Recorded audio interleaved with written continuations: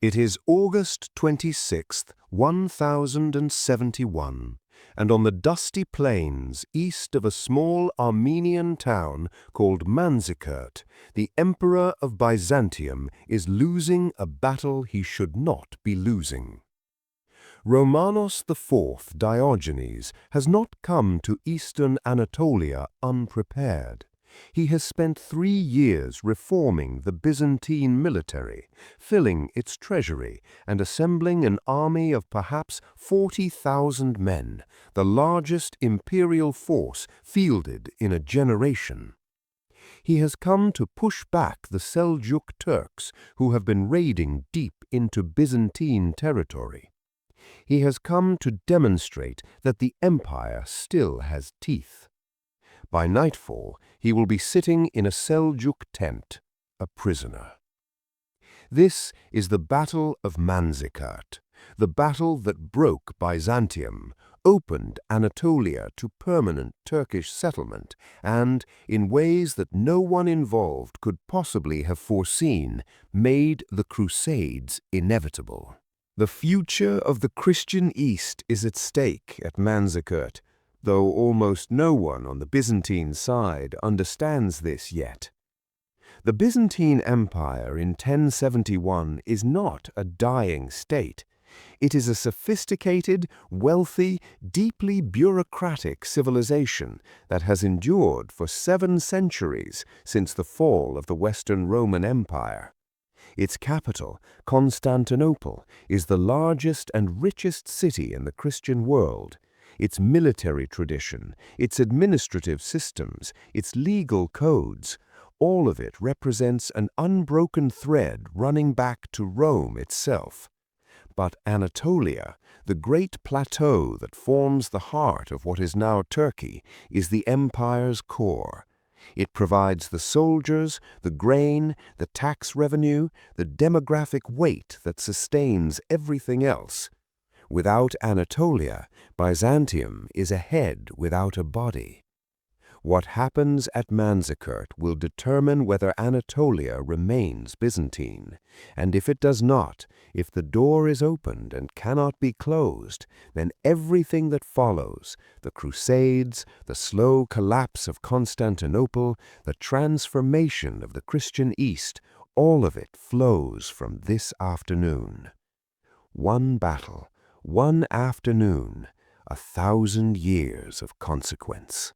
To understand Manzikert, you need to understand 2 men, one who built the threat and one who failed to meet it. The Seljuk Turks were not, in 1071, a new force.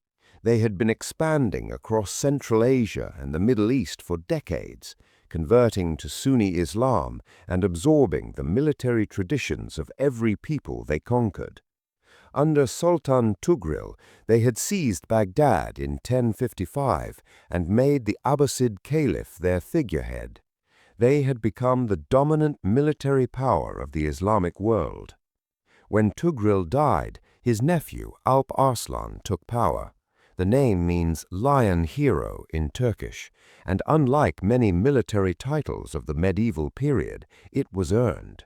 Alp Arslan was not a ruler who sat in palaces and sent armies out. He campaigned constantly, personally, at the head of his forces. He was patient in strategy and explosive in execution. He was also, as events would show, unexpectedly merciful in ways that his enemies were not. The raids into Byzantine Anatolia that preceded Manzikert were not, initially, Alp Arslan's primary objective.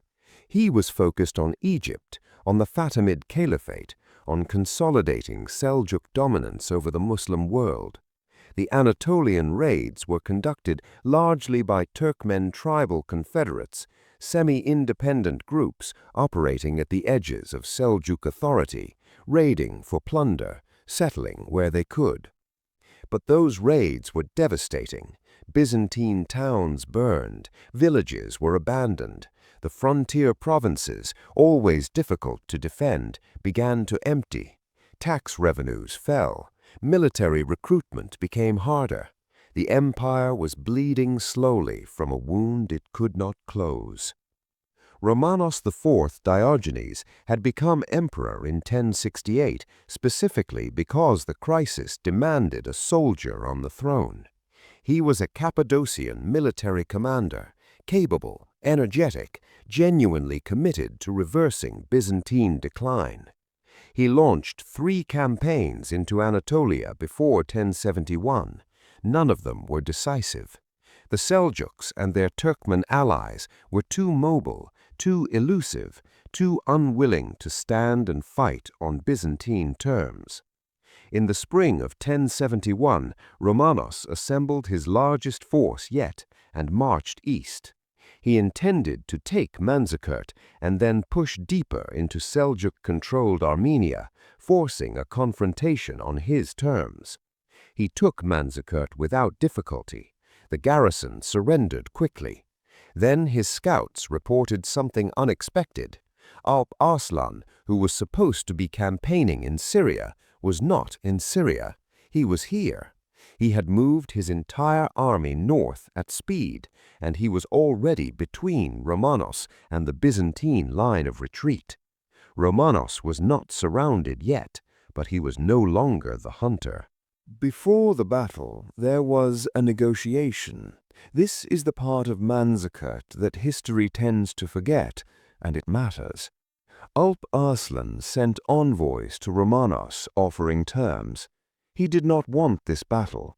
His strategic focus was Egypt. A Byzantine emperor was a dangerous opponent, and even a victory would cost lives and time he could not easily spare. He was willing to negotiate a peace, a reasonable one, with clear terms that would leave both empires with their dignity intact. Romanos refused. He had marched east with 40,000 men to demonstrate Byzantine power. Accepting terms from a Seljuk sultan, even generous ones, would look like weakness. His position at home was not secure. He had enemies in Constantinople who were watching, waiting for any sign that he could be removed. He needed a victory, not a negotiated draw. It was the right political calculation and the wrong military one. What Romanos did not know, what he could not know, because the man had not yet revealed himself, was that one of his own senior commanders had already decided that a Byzantine defeat at Manzikert would serve his family's interests better than a Byzantine victory. His name was Andronikos Doukas. He was the son of Caesar John Doukas, leader of the most powerful aristocratic faction in Constantinople, the same faction that had opposed Romanos's rise to power and had never accepted his legitimacy as emperor. Andronikos had come on the campaign. He had brought his troops. He had given every outward sign of loyalty. On the battlefield, he would give one sign more, and it would be the last thing Romanos ever expected from a man commanding his rear guard. The battle began on the afternoon of August 26th. Alp Arslan's army was smaller than the Byzantine force, perhaps 15,000 to 20,000 men, though estimates vary. But they were almost entirely cavalry, the fast composite bow-armed horsemen who had been the signature military tool of the steppe peoples for centuries. They did not fight the way Byzantine or Western armies fought. They did not form lines and hold them. They moved, they feinted, they drew pursuit, they turned and fired. The Byzantine army advanced in good order. The Seljuks fell back. They always fell back. They loosed arrows from a distance, struck at exposed flanks, and retreated whenever the Byzantine line pressed forward. It was a maddening, grinding kind of fighting, the kind that exhausted men and horses without ever producing the decisive clash that Romanos needed. By late afternoon, Romanos had advanced several miles and achieved nothing. The Seljuks were still intact, still moving, still avoiding the battle he wanted to force.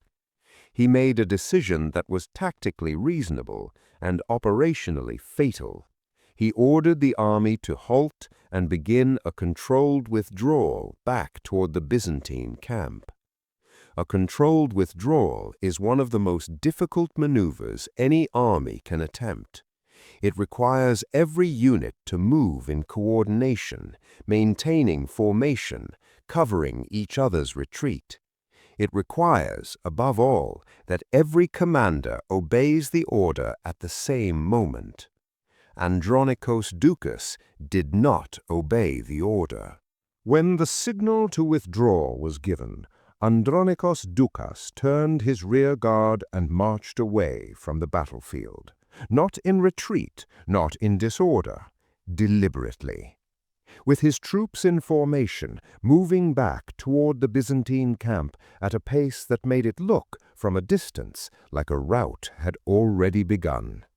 The effect on the Byzantine army was immediate and catastrophic. Units that had been holding their positions saw the rear guard moving away and assumed the battle was lost. The assumption spread faster than any messenger could ride. Formations that had been intact began to dissolve. Men who had been fighting in good order turned and ran because the man behind them was running, and the man behind him, and none of them knew that the rear guard had not broken. It had simply left. Alp Arslan saw it happen from his position. He did not hesitate. The Seljuk cavalry that had been retreating, feinting, drawing the Byzantines forward all afternoon, they turned, they came back, they hit the Byzantine army from every direction at once. Romanos fought. He fought with the desperate intensity of a man who understands exactly what is happening and cannot stop it. He was wounded. His horse was killed under him. His personal guard died around him one by one. When it was over, Romanos IV Diogenes, Emperor of Byzantium, commander of the Roman armies, successor to 1,000 years of imperial tradition, was sitting in the dirt, surrounded by Seljuk soldiers, waiting to be brought before the man who had just destroyed his army. What happened in Alp Arslan's tent that evening is one of the most remarkable exchanges in medieval history. The sources, both Byzantine and Islamic, agree on the basic shape of it, even if they disagree on the details. Alp Arslan received the captured emperor not as a trophy, but as a fellow ruler. He asked Romanos what he would have done had their positions been reversed, had he been the captor and Alp Arslan the prisoner. Romanos, according to the sources, answered honestly. He would have had him executed or paraded through the streets of Constantinople. Alp Arslan's response was to release him. Not immediately. There were terms to negotiate, a ransom to agree, a treaty to sign. But within days, Romanos IV Diogenes was free, riding west with an escort of honor toward Byzantine territory, carrying a peace treaty that was, by the standards of the age, genuinely fair. He would never reach Constantinople. The Doukas faction had already moved. While Romanos was a prisoner, a new emperor had been proclaimed in Constantinople, Michael's seventh Doukas, son of the Caesar John Doukas, cousin of Andronicus, who had left the field at Manzikert. By the time Romanos reached Byzantine territory, he was a deposed emperor trying to reclaim a throne that no longer recognized him. The civil war that followed was short and brutal. Romanos was captured by Doukas forces, blinded, the Byzantine method of disqualifying a man from imperial office without killing him, and died of his wounds a few months later. The man who treated him with dignity after capturing him in battle was a Seljuk sultan. The men who blinded him and left him to die were his own courtiers. The peace treaty that Romanos had signed died with him. The Doukas government in Constantinople repudiated it. Alp Arslan, who had been willing to leave Anatolia largely in Byzantine hands in exchange for a durable peace, was replaced by his son Malik Shah, who faced no such diplomatic constraint. The Turkmen tribes that had been raiding Anatolia for decades now found the doors fully open. The Byzantine military, already weakened by Manzikert, was further degraded by the civil wars that followed. Province after province fell. Cities that had been Byzantine for centuries became Turkish within a generation. By 1081, when Alexios I of Komnenos seized power in Constantinople and began the long, painful process of Byzantine recovery, most of Anatolia was gone. The empire that Alexios inherited was a fraction of what Romanos had commanded a decade earlier. Alexios spent 15 years trying to recover what had been lost. He reformed the military, rebuilt the treasury, fought on every front simultaneously, and in 1095, having failed to recapture enough territory through his own efforts alone, he sent envoys to Pope Urban II asking for Western military assistance. Urban II heard the appeal. He saw something Alexios had not quite offered. Not just an opportunity to help Byzantium, but an opportunity to redirect the violence of Western European society toward a holy purpose, to reunify the Eastern and Western churches, and to recapture Jerusalem. In November 1095, Urban stood at Clermont and called the First Crusade. The chain that connects Manzikert to Clermont is not a straight line. It passes through Byzantine civil wars, Seljuk succession crises, the specific ambitions of Alexios Komnenos, and the specific vision of Urban II. History is never simple causation. But without Manzikert, there is no appeal to Clermont. Without the loss of Anatolia, there is no crisis desperate enough to make Alexios seek Western help. Without that help being sought, there is no crusade, or at least not that crusade, not in that form, not at that moment. One afternoon on an Anatolian plain, one rear guard that turned and walked away, one emperor who refused to negotiate when he should have. The consequences ran for centuries. The deepest irony of Manzikert is that the man who won it behaved better than the men who exploited his victory. Alp Arslan released his prisoner. He negotiated in good faith. He was willing to accept a peace that left Byzantium intact. He died 2 years after Manzikert, killed by a prisoner he was personally interrogating. A small, violent end for a man who had changed the shape of the medieval world. The damage to Byzantium was not done by the Seljuks alone. It was done by the Dukas faction, by the civil wars that followed, by the Byzantine political system's inability to accept a strong emperor, even when the empire desperately needed one. Romanos had been trying to save the empire. His own aristocracy destroyed him for it. And the Crusades that followed, launched in response to the crisis Manzikert created, did not, in the end, save Byzantium. They complicated it. They created new layers of conflict between Eastern and Western Christianity. They ultimately contributed to the sacking of Constantinople itself by Crusaders in 1204. History has a way of producing outcomes that none of the people making decisions intended or foresaw. No one at Manzikert was trying to launch the Crusades. No one was trying to bring about the fall of Constantinople 4 centuries later. They were trying to win an afternoon's battle on a dusty plain in Armenia. It is the evening of August 26, 1071. In a Seljuk tent, an emperor sits across from the man who captured him and discovers, perhaps with some surprise, that his captor is treating him with respect.